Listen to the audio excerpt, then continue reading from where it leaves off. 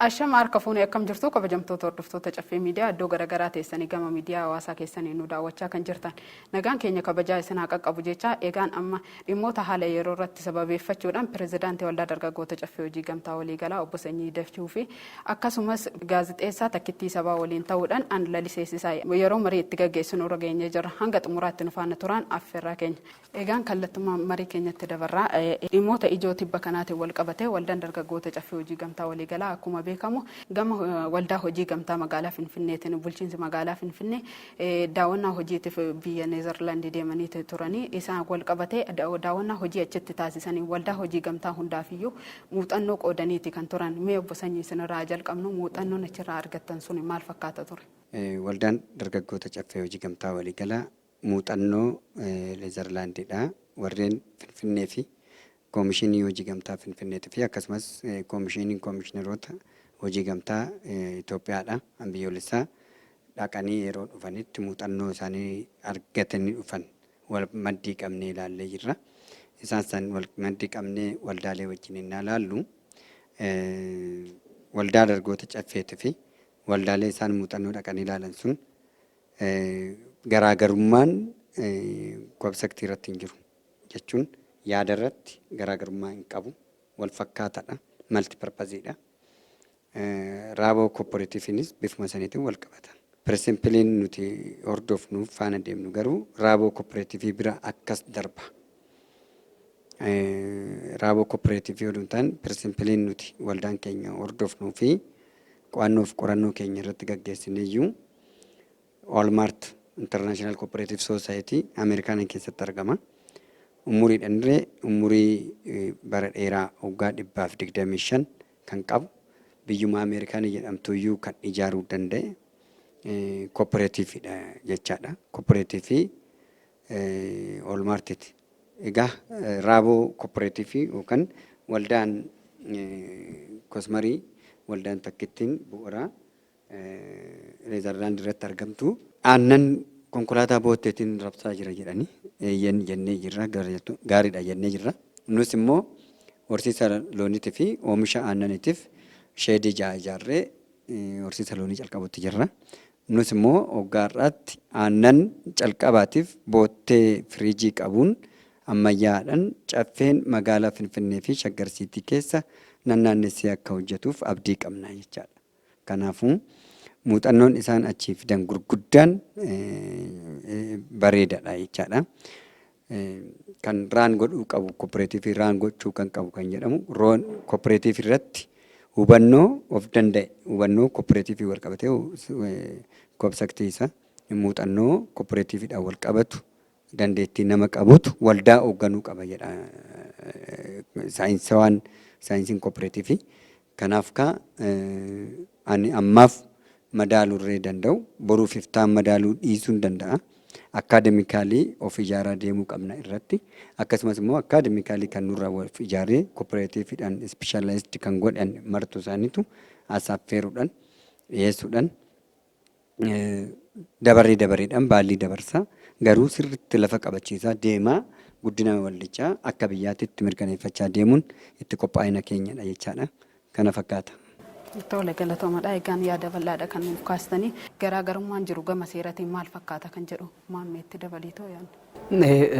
Yaada bal'aa fi bareedaa ergaa dabarsuu danda'u kan kaastanii karaa pirezidaantii keenyaatiinis illee akkasumas gaaffii bareedaa kaastillee gara kootti gaafan dhufu egaa waldaaleen hojii gamtaadhaa kun akka biyya keenyaatti yeroo laallu waldaalee akka addunyaa jiran keessa heddumminaan waldaan sadarkaa tokko irratti argamu waldoota Itoophiyaa keessa jiranidha. Yeroo darbe leengisan gubbaatti kan dubbatamaatiin ture isaanii wajjin wal qabsiisee kanuma keessa otoo hin baane fakkeenyaaf waldaan Neezerlaandii keessatti argamu kuni muuxannoo achirraa argattan wajjin wal qabsiisee yuunivarsiitota garaagaraa wajjin illee hojjetaa akka ture adda kan isa taasisu akka isinillee kaastan namoota hojii sana wajjin wal madaalu wajjin wal qabsiisee qacarrii yookaan immoo yeroo hojjetaa tokko qacaran nama hojii sana wajjin wal madaalu ogummaa sanii qabu laallamee kan ta'uu fi kan akkasumatti immoo kun firaa kun maal jedhamee kan hin taane kan qulqullummaa qabu kana ta'a. Inni kan biraa yuunivarsiitota wajjin hojjetan keessa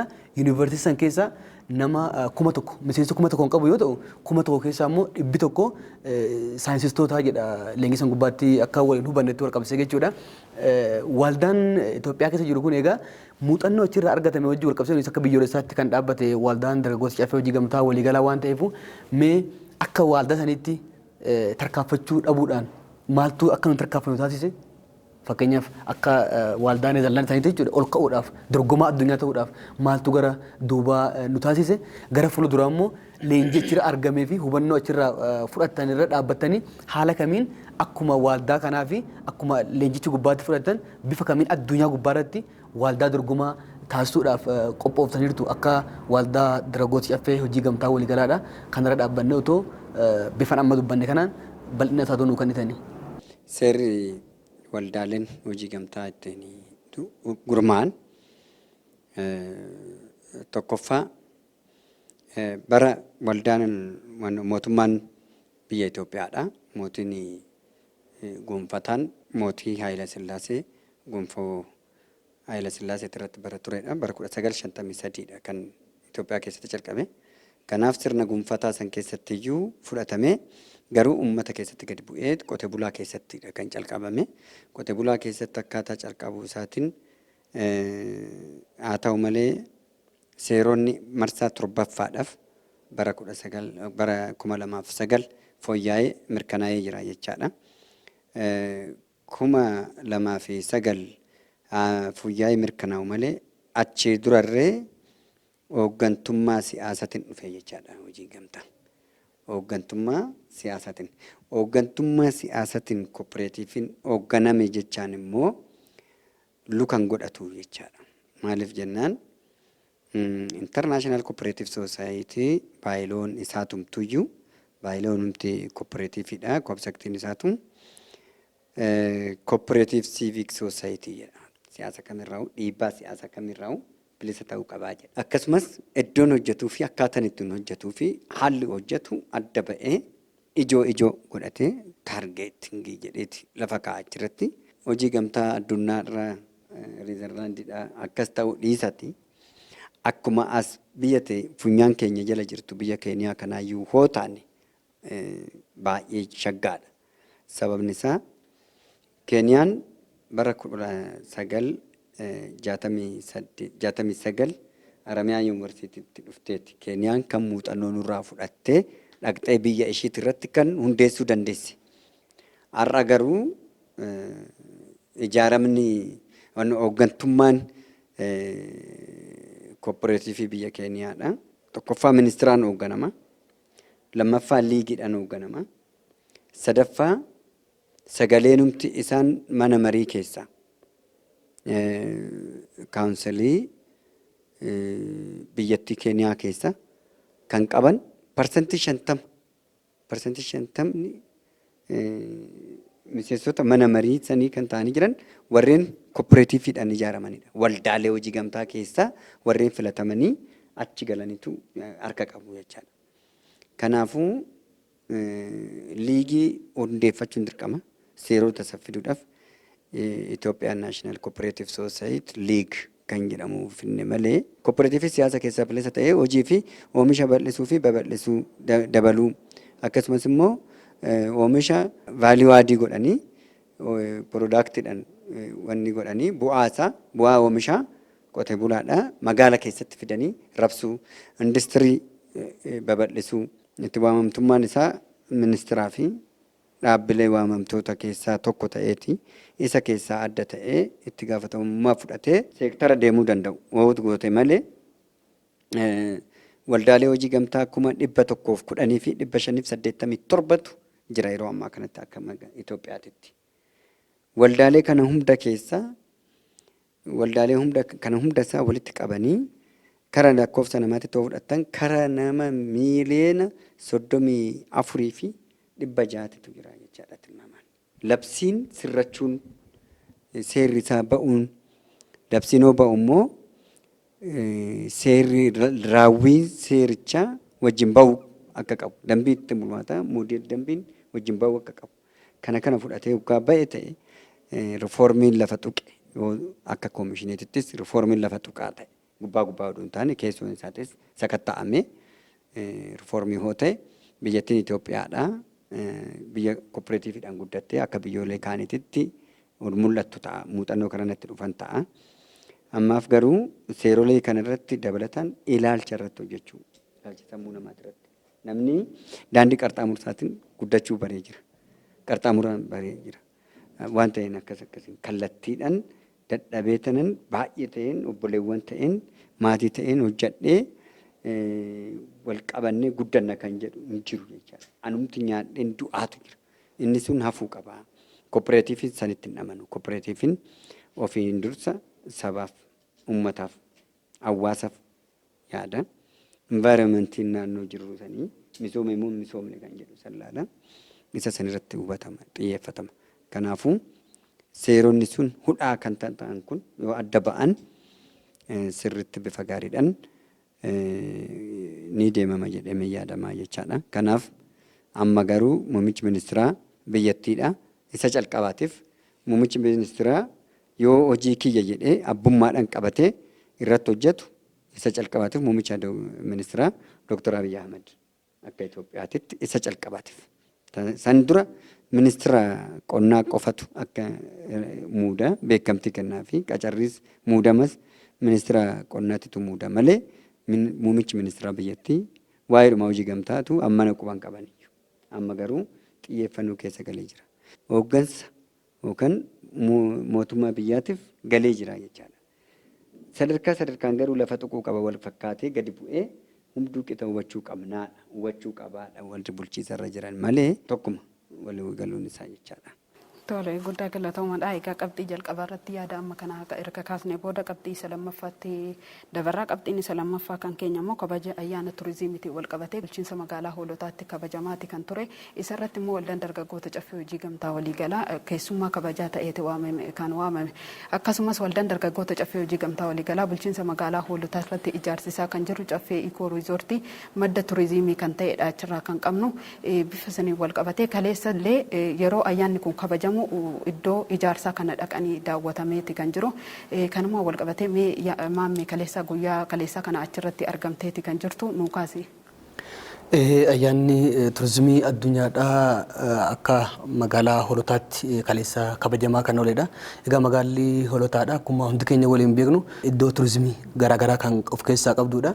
Waa'een turizimii gaafa ka'u namni turistii tokko gaafa jennu yeroo dheeraa ala keessa buluu yookaan biyya ba'uudhaan kan wal qabsiisan namni haasaa yeroo maraa akka kaleessa achi gubbaatti haasawamaa ture wajjin yoo wal qabnee ilaallu namni tokko turistii kan jedhamu sa'aatii 24 mana isaa irraa ba'ee magaalaa isaa keessatuma fagoon deemu jechuudha. Ala bulee siree qabachuun isaa, nyaata nyaachuun isaa, dhugaatii garaagaraa dhuguu fi akkasumas immoo sadarkaa sooftii irraa ka'ee baasiin inni baasu galii magaalaa sanii waan ta'eef akka turistiitti kan lakkaa'amudha jechuudha. Sa'aatiin 24 sadarkaa turistii tokkotti lakkaa'amaa jechuudha waa'ee turizimii wal qabsiiseeti. Kana wajjin wal qabsiisee fakkeenya amma akka addunyaatti yoo ilaallu yeroo har'aa kana sa'aatii 24 otoo hin taane sa'aatiin 6 akka nama tokko turistii akka jedhamutti isa waamsuu danda'utti kan yaadamaa jiru. Namni tokko sa'aatii 6 konkolaataa qabatee mana jireenya isaa irraa yoo gadi ba'e turistii jedhama kan wajjin wal qabsiiseeti. Kanneen kana qabaatu wajjin wal qabsiisuudhaan egaa waldaan dargaggoota caffee hojii gamtaa waliigalaadha. Guyyaa kaleessa hundeessaa fi pirezidaantiin waaldaa dargaggoota caffee hojii gamtaa waliigalaa pirezidaantii Sanyii Dashiloosee bakka jiranitti mariin godhameeti kan jiru. Achuma keessa waa'een waaldaa dargaggoota caffee hojii gamtaa waliigalaatii fi turizimiin haala kamiin wal qabatee deema maaltu wal fakkeessa kan jedhu irrattis marii bal'aatu godhamaa ture dhugaa dubbachuudhaaf maqaan waaldaa keenyaallee ka'ee akka waaldaan dargaggoota caffee hojii gamtaa waliigalaadha iddoo turistii achi keessatti argamu kana haala kamiin bifa addunyaatti gadi nuu baasuu danda'anii otoo miidhaa tokko achirra hin geessisin namni egaa turistiin achi keessa jiru turistii fakkeenya kan uumamaatu jira waan ta'eef jechuudha.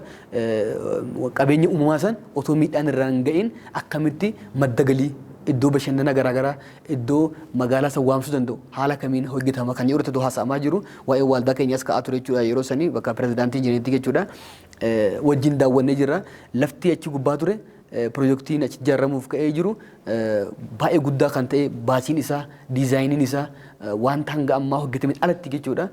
Fakkeenyaaf urjii manoota urjii jedhamu hoteela urjii jedhaman akka magaalaa hoolotaatti baay'een hin jiru waan ta'eef sani wajjin wal qabsiisee fakkeenyi akka ta'u waldaan dargaggoo caffee hojii gamtaa waliigalaa irra deddeebiidhaan mana keessaas waltajjiiraas ka'aa ture jechuudha. Sani wajjin wal qabsiisee yeroo lafa san daawwannu fincaawaa laga hoolotaa fincaawaa laga hoolotaa illee waliin buunee daawwannee ture jechuudha. Mee hundeessaa fi pirezidaantiin waldaa dargaggoo caffee hojii gamtaa waliigalaa pirezidaantiin Sanyii Dashuu Dhoosee nu cinaa jirtan waan ta'eef dhimma sanii wajjin wal qabsiisanii abdiin magaalli hoolotaa isinirraa qabu baay'ee guddaadha. Isin dargaggoota ijaaruu keessatti illee gahee isin baattan baay'ee guddaadha. Amma immoo maddii turistiitti gadi as dhuftanii magaalaa san turistii taasisuudhaaf namoonni biyya alaatii dhufanii akka daawwatanii fi madda galii magaalaa sanii gochuudhaaf wanti isin qabataniirtan bakka iddoo piroojeektii keessaniitti jechuudha hanga laga fincaawaa sanitti otoo bal'ina yaadaran nu kadhitanii. Caffee kooriyoozartiin miila darbee kaa waldaa dargaggoota caffeedha. Miila darbees asitti eebbisiisnee jirra. Akkasumas immoo caffee kooriyoozartiin kun hiikoo jechaan tuuma qumtisaa maalinni hiikoo mataa isaatiin iyyuu hiika guddaa qaba. Hiikoo jechaan hawaasa iddoo itti lafa itti misoomsituu san irratti ijaartu san hawaasa naannoo sanii hammattee utuu isaan hin kaasiin oduu isaan hin buqqisiisin oduu isaan hin dhiibbatiin ofitti qabdee dhalattoota ijoollee qote bulaatii fi akkasumas qote bulaa dhumaacheetiif iyyuu carraa dhuumtee fi oomisha akka galchan waan adda addaa akkasumas immoo of jalatti qacartee deemta akkasumas ittiin barsiistaa deebisee isaan wajjiniin guddachuu hammattee deemtu aadaa kee dagaagsuu barsiisuu waan adda addaatiin itti deemudha. Hiikoo jechaan waan hedduu of keessaa qaba. Karaa riizartiin diriiruu fudhatte immoo sadarkaa guddaa sadarkaa shaggaa gaarii akkuma warra Bishooftudha kana riizartii warri qaban jiran balbala kana irratti keessattuu laga garuu opportunitii gurguddaa qaba hoolotni fincaa'aa hoolotaa irratti akkasitti hojjechuu kan keenya baay'ee bareedaadha. Fakkeenyaa fi miira itti gaafatamaa waajjira paartii badhaadhinaa obbo Adam keessa galanii haasa'an viidiyoo kana hoolaallee deebine waltajjii irrattis asirrattis kan haasa'an hoolaaltite mee viidiyoo kana ilaaltee deebinaa jechaadha. Maqaan koo obbo Adam Umariin jedhama. Hoogganaa paartii badhaadhina bulchiinsa magaalaa Hoolotaati. Iddoon kun misoomuu akka qabu hooggansi uummanni irratti walii galee akka carraa mootu misoomuu qofa miti iddoo kana qaamni misoomsu eenyu kan jedhu filannee itti galle jechuudha. Qaamni iddoo kana misoomsuu qabu abbaa biyyaa abbaa sirna kanaa kan ta'e utubaa biyya kanaa kan ta'e dargaggoodha jennee murteessine. Sababa kanarraa kan ka'e waldaa hojii gamtaa dargaggoo caffeetiif iddoon hawwata turizimii kun dabarfamee kennamee jira. Magaala keenya guddisuu keessattis dargaggoota keenya jajjabeessuu keessattis gaheen isaa olaanaa akka ta'e carraa kanaan isinii fi kaasuun barbaada. Hundaa olaadha akkuma argitan hawaasni naannoo magaalaa Hoolotaa jiru hooggansi magaalaa Hoolotaa jiru warri hundeessaa waldaa caffee dargaggoos ta'e asitti argamne iddoo baay'ee miidhagaa baay'ee hawwataa ta'e kana ofii keenyaa baruu qofa osoo hin taane addunyaatti beeksisuudhaaf addunyaatti barsiisuudhaaf bakka kanatti argamne uumama waaqayyo guutuu godhee nuu kenne kana ammoo nullee dandeettii rabbi nuuf kenne san itti daballee bakkeen kun iddoo oolmaa gaarii iddoo bashannana gaarii akka ta'u carraa kanaan kaasuu barbaada. Miirrumti abbootii gadaa tirree abbaan gadaa akkamitti akka nu wajjin aarsaa kaffalanii achi keessa gadi bu'anii taa'anii akkati taa'anii nu ilaalan yaa Waaqni nu dhugoomsi nu fixi nu gargaari jedhanii hayyummaa isaaniitiin baay'ee wanni jedhanii akkamitti akka nu faana dhaabbatan. Egaa lafa san irratti gara miiliyoona 400 olitti kan bahutu foorestaariidha kan ijaaramu aga danda'ama ta'een itti deemna jechaadha. Achiin nu haa gahu. Qabxiin keenya isa sadaffaa waldaan dargaggoota caffee hojii gamtaa waliigalaa egaan akkuma beekamu dhaabbilee garaagaraa wajjin walii mallatteessuudhaan tibba kana immoo dhaabbata chaayinaa Suuzuu Haaksang Environmental Technology jedhu wajjin dhaabbanni isaanii mootoroota elektirikiidhaan socho'an kan oomishan wajjin walii mallatteessitaniiti kan jirtanii kanuma wal qabatee gara waldaa dargaggoota caffee hojii gamtaatti yeroo isaan dhufanii haala kamiin waliin hojjechuudhaan akkasumas immoo dhiyeessin waldaa kanaaf isaan dhiyeessan gara mootoroota baajaajiiwwan elektirikiin socho'an kanaan wal qabatee gama kanaan yaada jiru kaasa. Egaa isaan wajjin maal hojjannaa isaan galteedhaan nuu fidu konkolaattota baajaajii nuu fidu baajaajii elektirishaaniiti konkolaataa elektirishaaniiti lamaanuu nuu fidu namni bifa salphaadhaan qarshii salphaadhaan bitatee hojii ittiin hojjeta carraan hojii dhumtummaadhaan hin uumamaa fi waldaa caffeetiin hunduu ta'in waldaa qusannoof liqii caffee saakoo kan jedhamu ammas saayinsiidhuma afaan kooperaatiivittan isin deebisa caffee saakoo kooperaatiif soosayitii amma of jalatti ampireellaa tokko goonee dhaabna isa saniitiin maal ta'a waliin deemama jechaadha waliin deemama parsantii 30 qusata namni tokko parsantii 70 waldaatu dabalee fi bakkina sanis haa ta'u kan baajaajisan bitaaf jechaadha nuyi maallaqaan isaan galtee isaaniitiinidha kana fakkaata. Tole galatooma gara dhumaatti deemate kan jirru maammee dhumarratti yaada hafee jettu gama kanaa wal qabatee wanti akkaastu jiraate.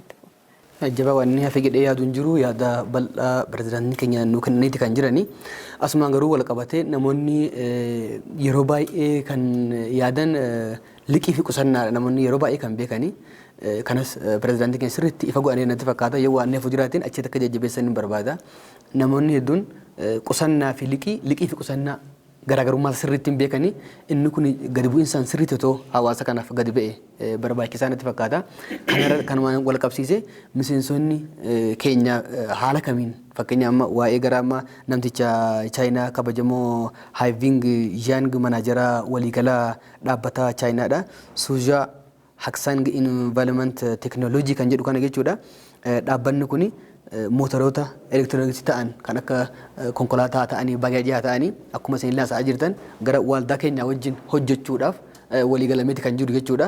Inni yoo haala kamiin xumuramuudhaaf yaadamaatiin jira. Namni kun dhugaa dubbachuudhaaf yeroo darbe viidiyoo darbe hojjetaa turre eebba baariif reestooraantii caffee irratti kabajaan keessummaa kabajaa ta'e dhufee asitti argame aadaa Oromoon qabu aadaa hawaasni qabu humna waldaan dargaggoota caffee hojii gamtaa waliigalaa qabu jaalala hawaasaa wajjin qabu. Haala simannaa wal cinaa dhaabbachuudha waan jiru jechuudha sirriitti argee deeme daldalaan alatti illee jechuudha hirmaataa guyyaa sanii ture jechuudha dhugaa dubbachuudhaa fi abdiin inni waldaa kanarraa qabu manaajarri kun jechuudha hoogganaan dhaabbata chaayinaa kanaa jechuudha baay'ee akka malee waldaa kanaaf kabaja guddaadha qaba kanarra dhaabbattee pirezidaantii Sanyii Shiloosee mee miseensaa fi miti miseensi garaagarummaa qabaa fakkeenyaaf liqii kana gaafa qusatee gaafa fudhatu parsantii 30 qusatanii 70 qotan jettanii jirtu kana wal qabsiisee miseensaa fi namni miseensa hin taane carraan isaanii akkamii garaagaraa namni miseensa hin taane fudhachuu hin danda'a qusatee liqeeffachuu hin danda'a yoo danda'e ta'e immoo garaagarummaan isaa maal fakkaata kan jedhu asumarratti dubbattanidha waan bal'aa ta'e kaastaniirta waan ta'eef yeroo qabnurraa ka'e otoon kanumaan gabaabsinatti tola. Ayyee liqiif qusannoof liqii garaagarummaa qabu liqiif qusannoon warra maayikiroo faayinaansiiti akkasumas yookaan immoo industiriidha. Qusannoof liqiin kan kooperaatiiviti qusannoof kooperaatiiv namni waan hin qusanne isaa fidee liqeeffata erga liqeeffatee booda immoo isaa fidee kaffalata kanaafuu yoo qusattee amma ta'e qusattee yoo liqeeffatte kiyyummaa sitti dhaga'ama itti gaafatamummaa sitti dhaga'ama of ta'utu sitti dhaga'ama qabeenya koodha jettee ofitti amanta sanoo ta'e garuu siqiqii keessa jiraattaa jechaadha kanaaf garaagarummaan isaa bal'aadha kanaafuu miseensi kamiyyuu 30% liqeeffata qusataa 70 fudhata qafas matee gaafii ati gaafatti keessatti miti miseensa kan jetti jira miti miseensaaf adda baasnee seera hudhaa ta'e seera addaan qoodu addaan hambistu hojjannee jirra jechaadha fakkeenyaaf miseensa kan ta'e qusatee liqeeffata miseensa kan hin taane immoo qusataa garuu miseensa hin ta'u sun jechaan maallaqa barbaade malee nu barbaadu kanaafuu booda ta'a jechaadha miseensota keenya erga walga'ee booda ta'a malee dura wanni kennamu hin jiru jechaadha kanaafuu miseensi keenya hunduu bakka jirtanitti cimtanii jabaattanii of eeggannoodhaan kabajaan jaalalan kutannoo bareedaadhaan akka hojjettanii fi nu bira akka dhaabbattan kabajaan isin gaafadha galatoomaa horaa bulaalee bana. Tole dhimma marii haala yerootiin wal qabatee mariin ammayyaa taasisnee kana fakkaata ture. Eeyyamamoo taatanii gara istuudiyoo keenyaatti dhuftanii marii aga kanaan faana taasisuu keessaniif guddaa galatoomaa jechuun barbaada. Galatoomaa ulfaadha isinis. Egaan kabajamtoota hordoftoota caffee miidiyaa mariin keenya haala yeroo irratti bu'uureffachuudhaan hanga yoonaa isin biraan gahaa turre kana fakkaata ture hanga xumuraatti nu faana turuu keessaniif galatoomaa jecha qophiilee caffee miidiyaa afaan waliin turtii gaarii.